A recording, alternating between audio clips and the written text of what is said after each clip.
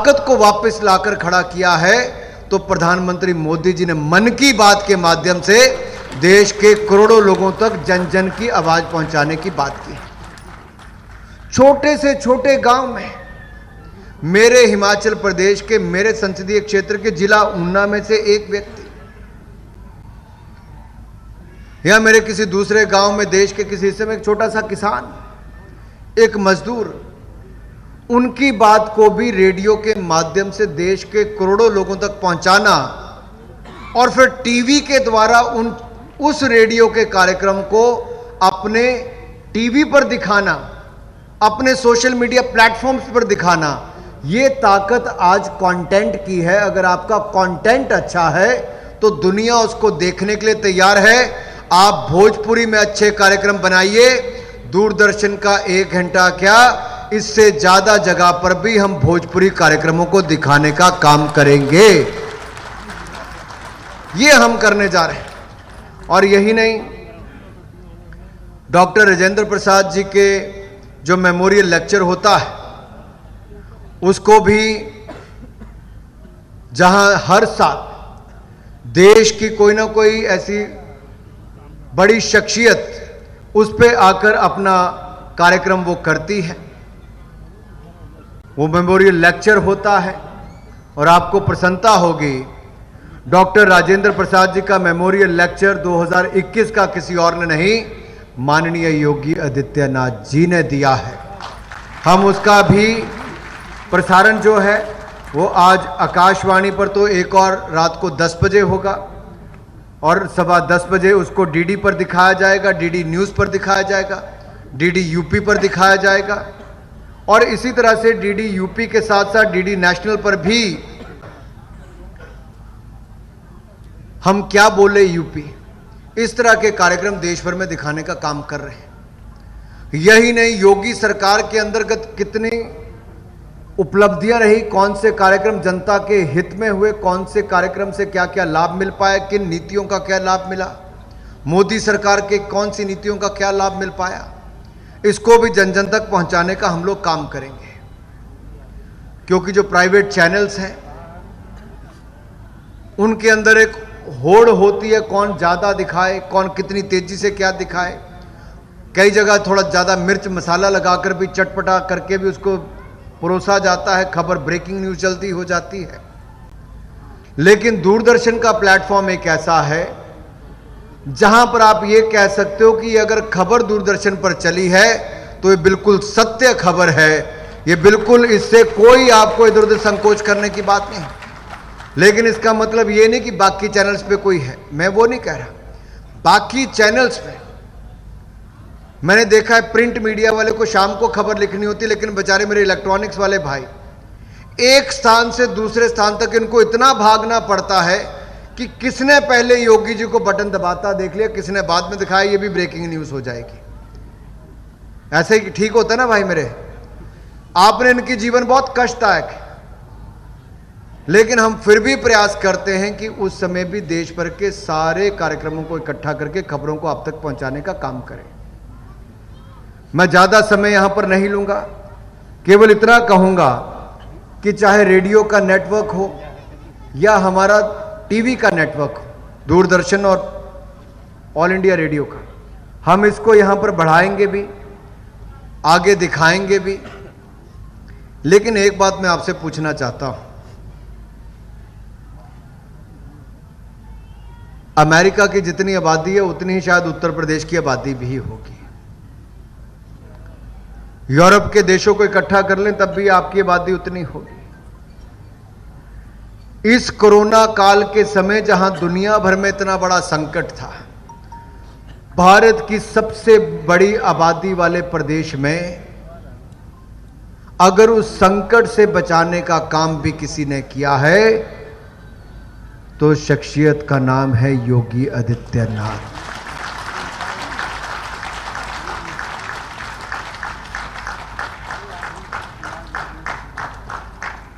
कोई दिन ऐसा नहीं था जब नए जिले में जाना, जिलाधिकारियों की बैठक लेना, माइक्रो कंटेनमेंट जोन्स बनाना, जहां पर 1-2 केस आ गए उसको वहां पर घेराव करके वहीं पर सीमित करना और उत्तर प्रदेश की जनता ने योगी जी का उस लड़ाई में साथ दिया है।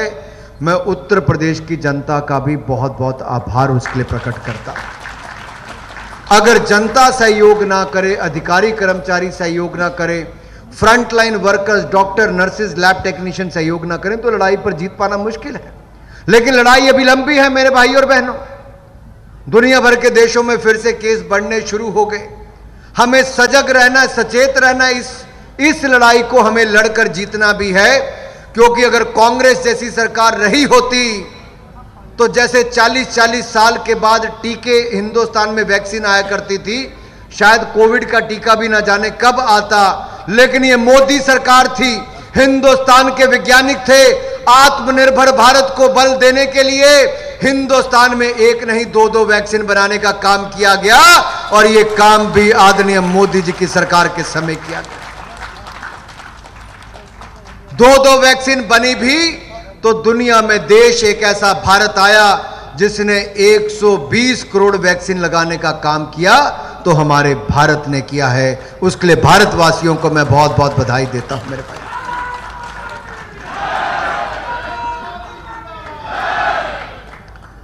देखो भाई, भारत माता की जय ये लेफ्ट साइड वाले लगाते हैं कि राइट साइड वाले भी लगाते हैं? भारत माता की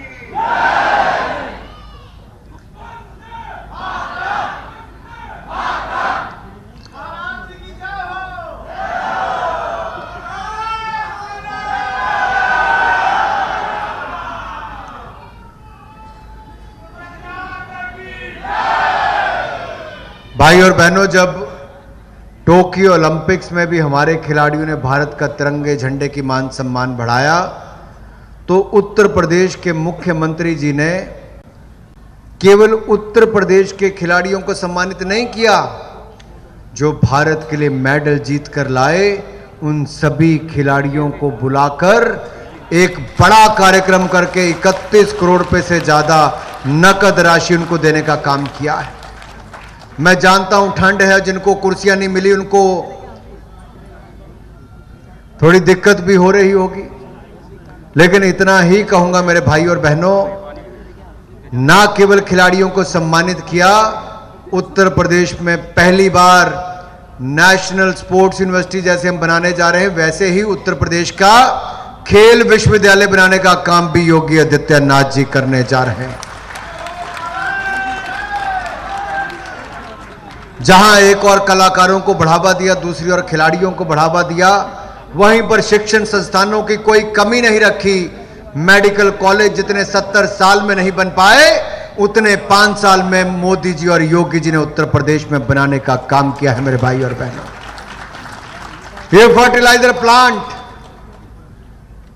जो बंद हो गया था, अगर 2016 में जिसका नींव पत्थर मोदी जी योगी जी ने रखा हो, मात्र 5 वर्षों में रिकॉर्ड उत्पादन करने वाला ऐसा फर्टिलाइजर प्लांट भी आपको समर्पित करने का काम अगले कुछ दिनों में होगा। उसकी भी मैं आपको बहुत बहुत बधाई और योगी जी और मोदी जी का बहुत बहुत आभार प्रकट करता हूं।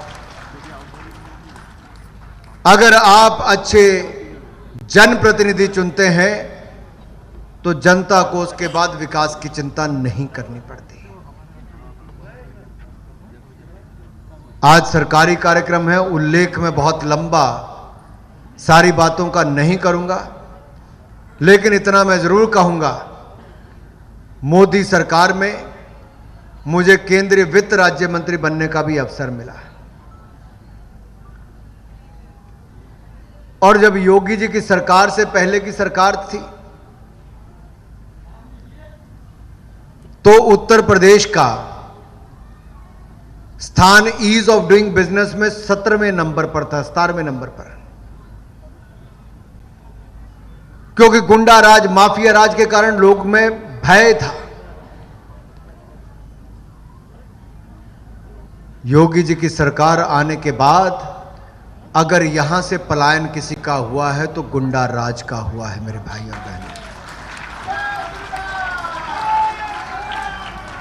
और जिनका गुंडा राज के समय जब आम जनता का पलायन होता तो उनको वापस आने का मौका मिला है। और केवल वो वापस नहीं आए, इसके साथ साथ उत्तर प्रदेश में निवेश वापस आना शुरू हुआ है। जो 17वें नंबर पर उत्तर प्रदेश था ईज ऑफ डूइंग बिजनेस में, आज देश में दूसरे नंबर पर आकर खड़ा हो गया है मेरे भाई और बहन। जो देश की 10वें नंबर की अर्थव्यवस्था उत्तर प्रदेश था, 10वें नंबर की अर्थव्यवस्था उत्तर प्रदेश था, योगी जी और मोदी जी के कारण आज दूसरे नंबर की अर्थव्यवस्था देश में उत्तर प्रदेश बन गया है मेरे भाई और बहन। क्या हमें दूसरे नंबर पर रहना है कि नंबर 1 बनना है? क्या उत्तर प्रदेश को दूसरे स्थान पर रहना कि नंबर 1 बनना है? तो मुझे पूर्ण विश्वास है आप एक बार नहीं बार बार योगी जी के नेतृत्व में उत्तर प्रदेश को आगे बढ़ाने का काम करेंगे मेरे भाई और मैं आपसे एक बात कहना चाहता हूं मेरे भाई और बहन, इस आपदा के समय दुनिया का कोई देश ऐसा नहीं है जहां पर गरीब जनता को खाने के लिए अनाज 1 महीना 2 महीना 10 महीने 15 महीने दिया गया हो।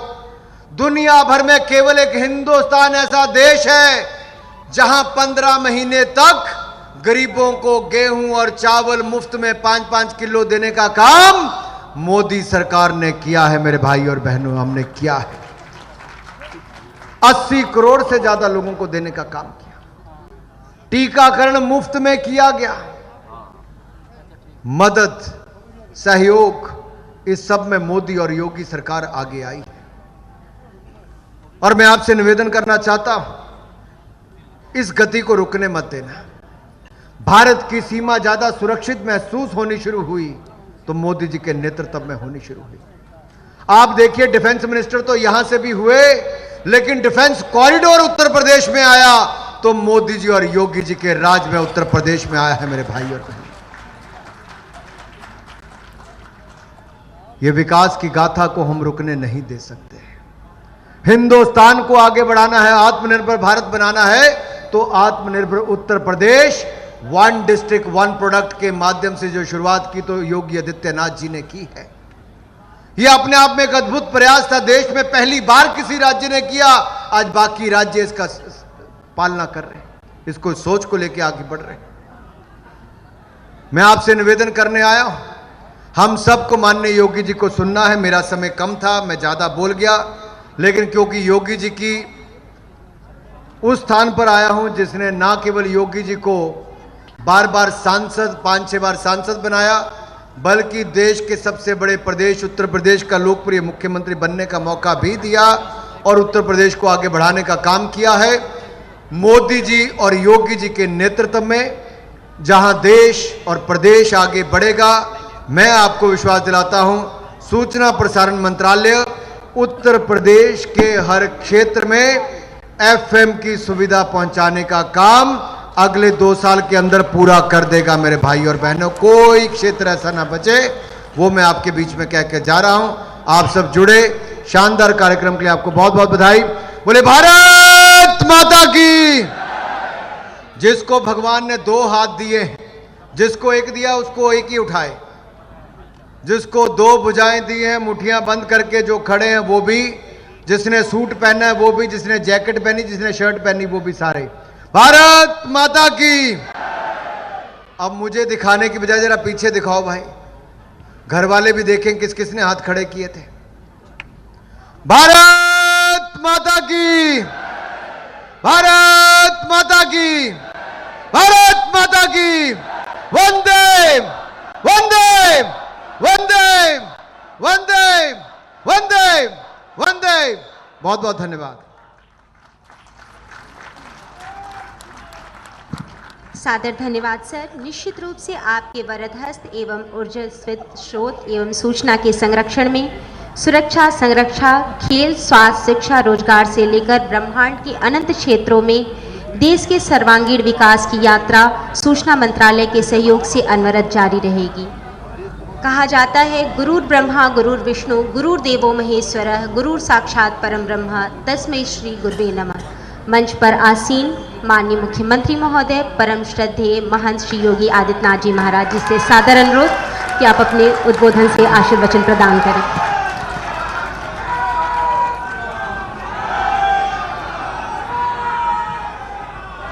आज के इस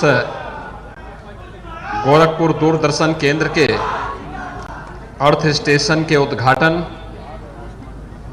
और साथ ही 4 अन्य